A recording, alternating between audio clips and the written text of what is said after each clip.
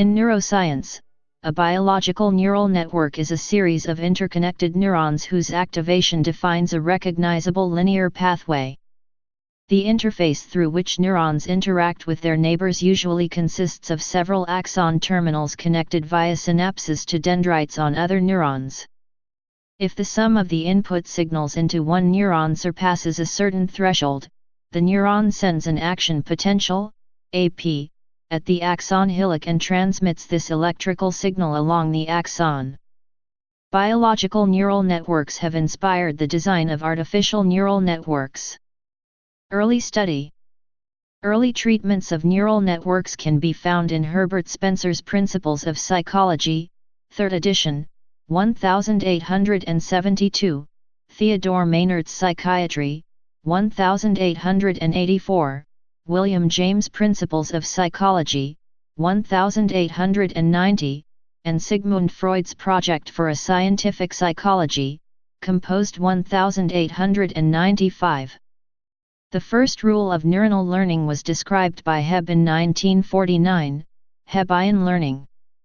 Thus, Hebbian pairing of presynaptic and postsynaptic activity can substantially alter the dynamic characteristics of the synaptic connection and therefore facilitate or inhibit signal transmission. The neuroscientists Warren Sturgis McCulloch and Walter Pitts published the first works on the processing of neural networks.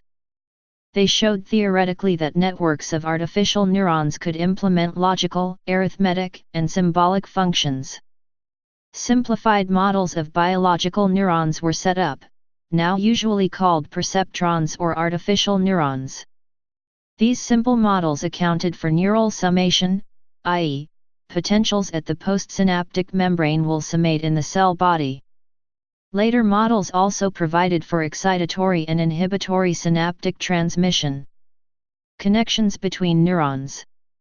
The connections between neurons are much more complex than those implemented in neural computing architectures. The basic kinds of connections between neurons are chemical synapses and electrical gap junctions. One principle by which neurons work is neural summation, i.e., potentials at the postsynaptic membrane will sum up in the cell body. If the depolarization of the neuron at the axon goes above threshold, an action potential will occur that travels down the axon to the terminal endings to transmit a signal to other neurons. Excitatory and inhibitory synaptic transmission is realized mostly by inhibitory postsynaptic potentials and excitatory postsynaptic potentials. On the electrophysiological level, there are various phenomena which alter the response characteristics of individual synapses, called synaptic plasticity, and individual neurons, intrinsic plasticity. These are often divided into short-term plasticity and long-term plasticity. Long-term synaptic plasticity is often contended to be the most likely memory substrate. Usually the term neuroplasticity refers to changes in the brain that are caused by activity or experience. Connections display temporal and spatial characteristics. Temporal characteristics refer to the continuously modified activity-dependent efficacy of synaptic transmission, called spike-dependent synaptic plasticity. It has been observed in several studies that the synaptic efficacy of this transmission can undergo short-term increase, called facilitation, or decrease, depression, according to the activity of the presynaptic neuron. The induction of long-term changes in synaptic efficacy, by long-term potentiation, LTP, or depression, LTD, depends strongly on the relative timing of the onset of the excitatory postsynaptic potential and the postsynaptic action potential. LTP is induced by a series of action potentials which cause a variety of biochemical responses.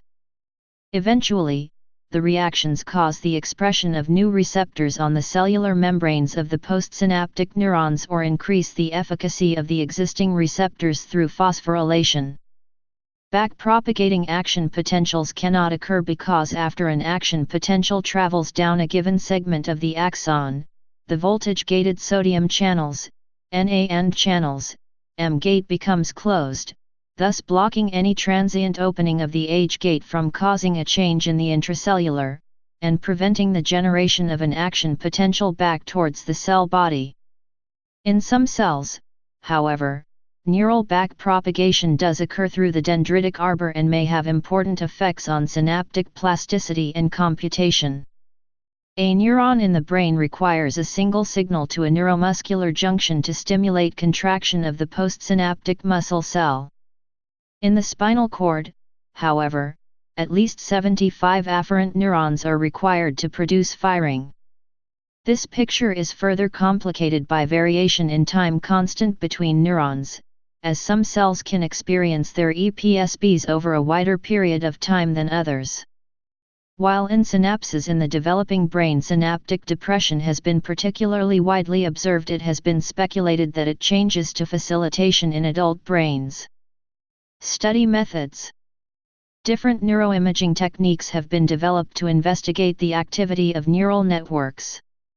The use of brain scanners or functional neuroimaging to investigate the structure or function of the brain is common, either as simply a way of better assessing brain injury with high-resolution pictures, or by examining the relative activations of different brain areas.